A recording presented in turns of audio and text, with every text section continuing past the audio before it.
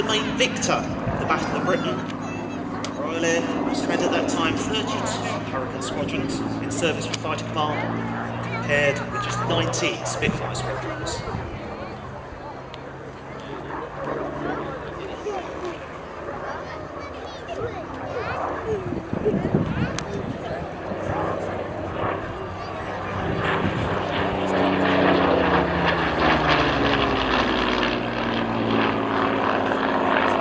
And indeed, the Hurricane introduced the Royal Air Force to a new generation of fighter aircraft when it first entered service in December 1937. It was the first monoplane capable of exceeding 300 miles per hour in level flight, the first aircraft with a retractable undercarriage, and the first equipped with 8 machine guns. Most aircraft at the time were equipped with just 2, maybe 4 machine guns.